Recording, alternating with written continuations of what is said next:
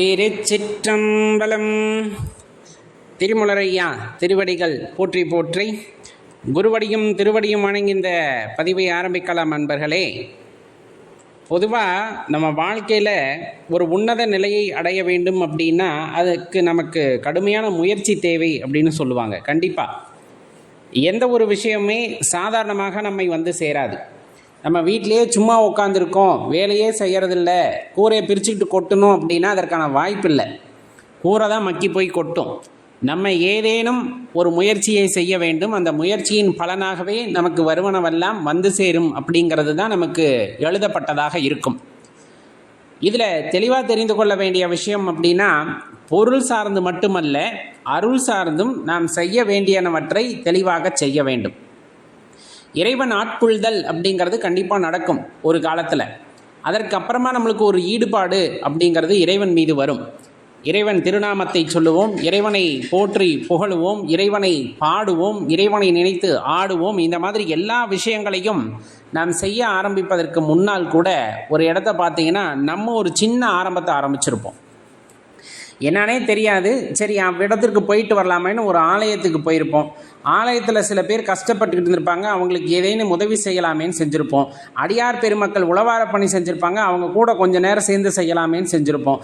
இந்த மாதிரி நம்ம எடுக்கின்ற சின்ன ஒரு முன்னெடுப்பு தான் இறைவன் ஆட்கொள்தல் நிகழ்வதற்கு ஒரு அடிப்படை காரணமாக இருக்கும். நீங்கள் தயாராக இருக்கிறீங்க அப்படிங்கிற பட்சத்தில் தான் அந்த ஆட்கொள்தல் அப்படிங்கிறது உங்களுக்கு நடக்கும் அப்படிங்கிறத தெரிஞ்சுக்கணும். தடுத்த ஆட்கொள்தல் வேற. பூர்வ ஜென்ம கர்மாவின் காரணமாக நம்ம மறந்து போயிட்டா கூட இறைவன் அதை உன்னோட போக்கு இது கிடையாது வா அப்படின்னு கூப்பிடுறது. நமக்கு எந்த புண்ணியமே இல்லை, சிவ புண்ணியம் இல்லை, இந்த ஜென்மத்தில் தான் நம்ம முயற்சி செய்கிறோம் அப்படிங்கும் போது நாம வந்து ஒரு முன்னெடுப்பை மேற்கொள்ள வேண்டும் அப்படிங்கிறத தெரிஞ்சுக்கணும். அப்படி முன்னெடுத்தோம் அப்படின்னா கண்டிப்பாக அதனால் இறைவனுடைய ஒரு அனுகிரகம் அப்படிங்கிறது நமக்கு கிடைக்கக்கூடும். ரொம்ப முக்கியமாக இப்போ நம்ம எந்த திருநாமத்தில் இருக்கக்கூடிய இறைவனை வேண்டுமானாலும் வழிபடலாம், அதெல்லாம் தவறே கிடையாது. நம்ம எப்படி வழிபட்டாலும் சென்று சேர்வது ஓரிடத்தில் தான் அப்படிங்கிறது நமக்கு தெரிந்த ஒன்று தான். இப்போ நம்ம பொருள் செல்வம் வேண்டும் அப்படின்னா ஒரு திருநாமத்தை வழிபடுவோம், வீரம் வேண்டும் அப்படின்னா ஒன்று வழிபடுவோம். இந்த மாதிரி எந்த தன்மை நமக்கு வேண்டுமோ அதற்கு தகுந்தாற் போல இறைவனை வழிபடுவதற்கு நமக்கு உரிமை உண்டு, நமக்கு கொடுக்கப்பட்டு இருக்கிறது, இல்லை என்றெல்லாம் சொல்லவில்லை. நம்மளோட தர்மம் நம்மை வந்து எப்பொழுதுமே சுதந்திரமாக இருப்பதற்குத்தான் வலியுறுத்துகிறது. உனக்கு என்ன பிடிக்குதோ செய், அதுதான் நம்ம தர்மத்தினுடைய கோட்பாடு. ஆனால் அதர்மத்தின் வழியே எதுவும் செய்து விடாதே. நீ செய்யறது பிறரை புண்படுத்திடக்கூடாது, நீ செய்யறது பிறரை காயப்படுத்திடக்கூடாது, பிறர் மனசை நோகடிச்சிடக்கூடாது. நீ செய்கிறது பிறரை பாதிக்காமல் இருக்கிறது, அது தர்மத்தின் வழியாக இருக்கிறதா, தயவு செய்து செய். அவ்வளவுதான் நம்ம தர்மம் நமக்கு போதிக்குது. அப்போ அந்த வழியில் நம்ம என்ன பண்ணுறோம் அப்படின்னா பல்வேறு நாமங்களை வழிபடுகின்றோம். நமக்கு எல்லா உரிமையும் கொடுக்கப்பட்டிருக்கு. ஆனால் ஒரு விஷயத்தை தெளிவாக தெரிஞ்சுக்கணும். இப்போ வாழ்வதற்கு தேவையான எது வேண்டுமானாலும் யாரிடம் வேண்டுமானாலும் கேட்கலாம், எந்த திருநாமம் உள்ள இறைவனிடம் வேண்டுமானாலும் கேட்கலாம், எல்லாருமே கொடுப்பாங்க. அந்த தேவதைகளுக்கு எல்லாமே கொடுக்கக்கூடிய ஆற்றல் இருக்கும், இல்லை என்றெல்லாம் கூறவில்லை. ஆனால் முக்தியை கொடு அப்படின்னு யார்கிட்ட மட்டும்தான் கேட்க முடியும் அப்படின்னா சிவபெருமான்கிட்ட மட்டும்தான் கேட்க முடியும். அந்த சிவத்தினால் மட்டுமே அதை அருள முடியும் அப்படிங்கிறத தெரிஞ்சுக்கணும். நம்ம எந்த தெய்வத்திடம் போய் கேட்டாலும் அதற்கான வழி அப்படிங்கிறது அது இறுதியாக எங்கே வந்து நிற்கும்னா ஐயனிடம்தான் வந்து நிற்கிறது, ஐயனிடம்தான் வந்து நிற்கு. அப்போ ஒரு விஷயத்தை தெளிவாக புரிஞ்சுக்கணும். நம்ம யார்கிட்ட எங்கே போய் நிற்கிறோங்கிறது முக்கியம் இல்லை, நமக்கு என்ன வேண்டும்னு தெரிஞ்சுக்கிட்டு அங்கே போய் நிற்கணும். நமக்கு இந்த பிறப்பில்லா நிலை வேண்டும் அப்படின்னா யார்கிட்ட தான் நிற்க முடியும் அப்படின்னா சிவத்திடம்தான் போய் மன்றாடி கேட்க முடியும். தயவு செய்து எனக்கு அதற்கான வழியை காட்டு அப்படின்ட்டு அவர்கிட்ட மட்டும்தான் நம்ம கேட்க முடியும். அவரால் மட்டுமே அந்த நற்கதியை அளிக்க முடியும். தெளிவான விஷயம்தான். கிட்டத்தட்ட இந்த பிரபஞ்சம் உண்டாவதற்கான வித்து அப்படின்னு சொன்னோம்னா அது கண்டிப்பாக இறைவனாகத்தான் இருக்க முடியும். இந்த பிரபஞ்சத்தினுடைய உருவாக்கத்தை பற்றி நீங்கள் எண்ணி பார்த்தால் அசந்து விடுவோம். நம்ம கண்ணில் பார்க்குறது நம்ம இந்த பூமியை பார்க்குறோம், இந்த பூமியில் இயற்கையை பார்க்குறோம், அதே போல் கொடூரமான பகுதிகளையும் பார்க்குறோம். இந்த மாதிரி எல்லாமே இருக்கும், நன்மை தீமை கலந்து தான் பார்க்குறோம். இதை வச்சு நம்ம ஒரு முடிவுக்கு வந்துடுறோம். இப்போ இதிலேயே இன்னும் சொல்லப்போனால் கிழக்கு, மேற்கு, தெற்கு, வடக்கு, இந்த மாதிரி என் திசைகளும் சொல்லுவோம் இல்லையா. இந்த திசைகள் எங்கு அப்படின்னு நம்ம பார்த்தோம்னா இந்த பூமியில் இருக்க வரலும் நம்மளுக்கு அந்த திசைகள் எல்லாம் தெரியும். சூரியன் எங்கே உதிக்குது, அதுக்கு எதிர் திசையில் என்ன திசை, இப்படி வடகிழக்கு, இதெல்லாம் வந்து நம்ம ஓரளவுக்கு கணிச்சுக்குவோம். பூமிக்கு வெளியே போயிடுறோம். இன்னும் சொல்லப்போனால் இந்த அப்படியே நம்ம ஆகாயத்துக்கு போயிடுறோம்னு வச்சுக்கோங்க. ஆகாய தத்துவமாக போயிடுறோம். அங்கே போயிட்டு கிழக்கு மேற்கெல்லாம் உட்காந்து பார்த்துக்கிட்டு இருக்க முடியுமா? அங்கே திசைகள் இருக்கா அப்படின்னா அது பெரிய கேள்வி ஆகிடும். ஏன்னா இறைவன் என்ன சொல்கிறது, அளப்பரிய தன்மை உடையவர் இல்லையா? அதில் அவர் சூட்சமமாக நிறைய விஷயத்த பண்ணி வச்சுருக்கார்.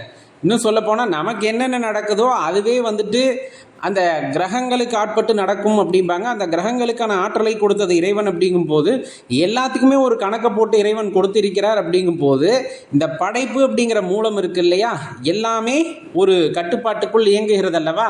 அதெல்லாம் இறைவனின் தனித்தன்மை அப்படிங்கிறத உணர்ந்துக்கணும். அப்போ படைக்க தெரிந்த இறைவனுக்கு உங்களுக்கு முக்தியை கொடுக்க தெரியுமா தெரியாதுன்னா கண்டிப்பாக தெரியும். அப்போ நம்ம யாரிடம்தான் போய் கேட்க முடியும் அப்படின்னா சிவத்திடம்தான் போய் கேட்க முடியும். எதை கேட்க முடியும்? அதுதான் இங்கே முக்கியமான விஷயம். எதை கேட்க முடியும்? முக்தியை கேட்க முடியும். ஐயா பிறப்பிறப்பு இல்லா நிலை வேண்டும் அப்படின்னா நீங்கள் போய் நிற்க வேண்டிய இடம் வேற எங்கேயும் இல்லை, சிவத்திடம்தான் கேட்க முடியும். அதுவும் எப்படி கேட்கணும்? அன்பாக கேட்கணும். அதிகார தோரணை அல்ல. முக்தியை பெறுவது என்பது அதிகார தோரணை அல்ல. அடிபணிவதும் அன்பினால் மட்டுமே அது சாத்தியமாகும் அப்படிங்கிறத தெரிஞ்சுக்கணும்.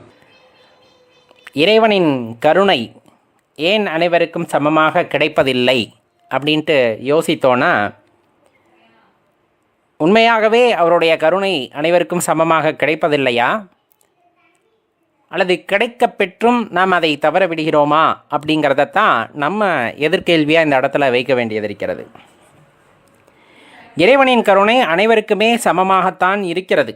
அவரவர் செய்த கர்மாவை அனுபவிப்பதற்காக பல பிறவிகளை எடுத்து அதிலே துன்பப்பட்டு நசுக்கப்பட்டு இந்த மாதிரி பல விஷயங்கள், ஏன்னா எல்லாம் நம்ம செஞ்சது அதை எல்லாமே நம்ம அனுபவிக்கிறோம், அதில் எந்த மாற்று கருத்துமே இல்லை. ஆனால் அந்த இடத்துலையுமே தனது குழந்தைகள் அதிக இன்னலுக்கு ஆட்படக்கூடாது அப்படிங்கிறதுக்காகவும் அந்த கர்மாவிலிருந்து அவர்களை மீட்டு கொண்டு வர வேண்டும் என்ற காரணத்திற்காகவும் அவரின் கருணை எல்லாத்துக்குமே சரிசமமாகத்தான் இருக்கிறது.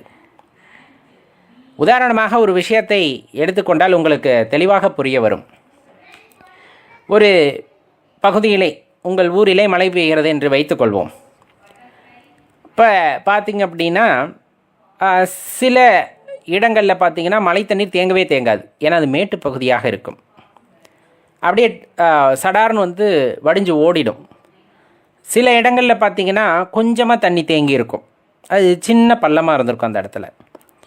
மீறி எல்லாமே படப்படன்னு ஓடி போய் என்ன பண்ணும், ஊரில் ஒரு ஓரமாக ஒரு பெரிய ஏரி குளம் குட்டை இந்த மாதிரி இருக்கிற பகுதிகளில் தண்ணி நிரம்ப தேங்கி இருக்கும். இப்போ இதை எப்படி நம்ம கருணையோடு ஒப்பிட முடியும் அப்படின்னா, மழை பெய்கின்றது ஒரே அளவாக அந்த பகுதியிலே பெய்கிறது. ஆனால் ஒரு சில அளவுக்குத்தான் அந்த மழை நீரை அந்த மண்ணானது ஈர்த்து கொள்கிறது. தனக்கு உள்ள பக்குவத்தின் காரணமாக அந்த நிலப்பரப்பு ஈர்த்து கொள்கிறது. மற்றதை அதனால் ஈர்க்க முடியாதன் காரணமாக என்னாகிறது என்றால், அந்த நீரானது எந்த இடத்தில் பள்ளம் அதிகமாக இருக்கிறதோ அதை தேடி ஓடுகின்றது. பள்ளமும் சிறிய பள்ளமாக இருக்கும் பொழுது அது நிரம்ப நிறைந்து விட்டு பின்னர் இன்னும் பள்ளமான இடத்தை நோக்கி அது பாய ஆரம்பிக்கின்றது. அப்போ அந்த இடத்துல போய் தான் முழுமையாக நிரம்புகிறது. இறைவனின் கருணையும் அதே போலத்தான். இறைவனின் கருணையும் அப்படித்தான். இறைவன் யாருக்குமே பாரபட்சம் பார்ப்பதில்லை. எல்லா உயிர்களுக்கும், மனிதர்களுக்கு என்று நாம் குறிப்பிடவில்லை, எல்லா உயிரினங்களுக்குமே அவர் சரிசரமான கருணையைத்தான் காட்டுகிறார். எப்படி அப்படின்னு பார்த்தோன்னா, யாருக்குமே அவர் பிரித்து பார்ப்பதில்லை. எல்லா உயிரினங்களையும் ஒன்றாகத்தான் நினைக்கிறார். ஏன்னா கர்மாவை அவங்கவுங்க அனுபவித்தாலும் எல்லாமே குழந்தைகள் தானே, எல்லாத்தையும் ஒரு வகையில் மீட்டு தன்னுடைய ஐக்கியப்படுத்தி கொள்ள வேண்டும் என்பது தான் இறைவனின் நோக்கம். அதனால் கருணை எல்லாத்துக்குமே சரிசமமாக இருக்கிறது. எந்த இடத்தில் தான் என்ற கர்வம் ஓங்கி ஒருவன் தன்னை உயர்வாக நினைக்கிறானோ அவன் மேட்டுப்பகுதியாக மாறிவிடுகின்றான். மழை பெய்கிறது, ஆனால் அந்த மேடுகளிலே நிற்பதில்லை, சரிந்து கீழே தண்ணீரானது ஓடிவிடுகிறது. அந்த கருணையும் அப்படித்தான். இறைவன் உங்கள் மீது கருணையை காட்டினால் கூட தான் என்ற கர்வத்தினால் உயர்ந்து நிற்பது போல ஒரு மாயை உண்டாக்கி கொண்டு நீங்கள் மேட்டு பகுதி போல் ஆகுவதால் அந்த கருணையை முழுமையாக உங்களால் உட்கிரகித்து கொள்ள முடிவதில்லை. ஏன்னா தான் அப்படிங்கிற எண்ணம் அங்கு உயர்ந்து நிற்கிறது. அப்போ இறைவன் முன்னால் அல்லது இறைவனின் கருணை அப்படிங்கிறது பார்த்தீங்க அப்படின்னா அந்த இடத்துல தங்குவதில்லை, மாறாக அப்படியே சரிந்து கீழே வர ஆரம்பிக்கிறது. எந்த இடத்துல சின்ன சின்னதாக பக்தி கொள்பவர்கள் இருக்கிறார்களோ அவர்களுக்கெல்லாம் அவர்கள் ஏற்ற பக்திக்கு ஏற்றவாறு அந்த இடத்துல நீரானது நிரம்புகிறது. அந்த கருணையானது அவர்களிடம் குடிக்கொள்கிறது. யார் ஒருவன் தான் என்ற அகந்தையை ஒழித்து தான் இறைவனின் முன்னால் ஒன்றுமே இல்லை அப்படின்னு தன்னை ஒரு சிறுமைப்படுத்திக் கொள்கிறானோ, எல்லாமே இறைவன்தான், எல்லாமே இறைவன் செயல்தான், நம்மால் ஆவது எதுவும் இல்லை, இறைவனின் கருணை இருந்தால்தான் எல்லாம் சாத்தியம், அவரின் செயல்பாட்டுக்கு ஏய்ந்து சென்று விடுவதுதான் வாழ்க்கையை சிறப்பாக்கும் அப்படின்ட்டு யார் ஒருவர் அந்த உண்மையை உணர்ந்து கொள்கிறாரோ அவர் ஆழ்ந்த பள்ளம் போல, ஆழமான பள்ளம் போல. அப்போ இங்கெல்லாம் ஓடி வந்த கருணை அவர் ஏற்றுக்கொள்ளவில்லை, தான் என்ற கர்வத்தில் இருந்தவர். அடுத்து ஒரு சின்ன குழி, சின்ன பக்தி, அப்படியே வந்து யார் ஒருவர் ஆழ்ந்த பக்தி கொண்டிருக்கிறாரோ அவர் பெரிய பள்ளம் போல இறைவன் கருணையை முழுமையாக ஏற்றுக்கொள்கிறார். ஏன்னா எல்லாமே இறைவன் செயல் என்று அவர் சென்று விட்டார். இறைவன் பார்த்து என்னென்ன செய்து வைத்தாலும் அது சரியாகத்தான் இருக்கும் என்ற எண்ணத்திற்கு சென்று விட்டதன் காரணமாக அவர் ஆழ்ந்த பள்ளம் போல, மற்ற பக்கம் பெய்த மழை எல்லாம் போய் அந்த குழியை நிரப்புவது போல இந்த கருணை மொத்தமும் எங்கே போய் சேர்ந்துடும் அப்படின்னா, அந்த ஆழ்ந்த நம்பிக்கை உடையவர், எல்லாமே இறைவன் என்ற நம்பிக்கை உடையவரிடம் போய் எல்லா கருணையும் சேர்கிறது. ஏன்னா அன்பே வடிவமாக மாறுகின்றது. எல்லாமே இறைவன் அப்படின்ட்டு எண்ணம் வரும்போது எந்த உயிரினங்களையும் அவர் நிராகரிப்பதில்லை, ஏற்றத்தாழ்வு பார்ப்பதில்லை, பாகுபாடு பார்ப்பதில்லை. அப்படிங்கும்போது இறைவனின் கருணை மொத்தமும் எங்கு சென்று விடுகிறது?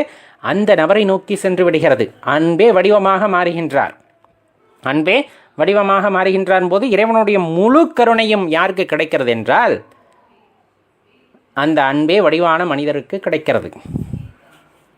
அப்போ தெளிவாக தெரிந்து கொள்ள வேண்டிய இதிலிருந்து, இறைவனின் கருணை எல்லாத்துக்குமே சரிசமமாக கிடைத்தாலும் நாம் உதாசீனப்படுத்துவதன் காரணமாக, நாம் முழுமையாக உணர்ந்து கொள்ளாததின் காரணமாக, அதே போல் நம்மளுடைய அந்த பக்தியோட ஒரு அளவை அதிகப்படுத்தி கொள்ளாததின் காரணமாக, நான் இப்போ வச்சுருக்கிறதே பெரிய பக்தி அப்படின்னு நம்ம நினச்சிட்டோம் அப்படின்னா அது அந்த சின்ன பள்ளம் மாதிரி தான் ஆகிடும். அதை தாண்டி நம்ம போக மாட்டோம். அந்த கிணத்து தவளைன்னு சொல்லுவாங்களே, இதுதான் உலகம் அப்படின்னு நினச்சிக்க. அப்படி இல்லை, அதை தாண்டி மிகவும் ஆழமானது பக்தி.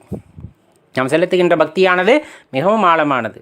அப்போ மேலும் மேலும் அந்த தேடல் இருக்கும் பொழுது அந்த ஆழமானது மீண்டும் மீண்டும் அதிகமாகிக்கொண்டே இருக்கும். அப்போ பெய்கின்ற மழையை தன்னகத்தே தாங்கிக் கொள்கின்ற நிலம் போல அந்த குளத்தின் அளவு அதிகமாக இறைவனிடம் நீங்கள் செய்த அந்த அர்ப்பணம் அப்படிங்கிறது அதிகமாக அந்த குழியும் அதிகமாகும். அப்போ அதுக்குள்ளே நீர் வரும்போது நிரம்பினால் அதுதான் உண்மையான பக்தியாக இருக்க முடியும். அதுதான் இறைவனின் முழு கருணையாக இருக்க முடியும். அந்த கருணையை முழுவதும் அந்த இடமானது அனுபவிக்கிறது. இந்த மேட்டு பகுதி கொஞ்ச நேரத்தில் மறந்துடும். அந்த சின்ன குழி அப்படிங்கிறது கொஞ்சம் வெயில் அடிச்சுன்னா, ஆனால் இது ரொம்ப நீண்ட நாட்களுக்கு அந்த அனுபவத்தை பெற்றிருக்கும்.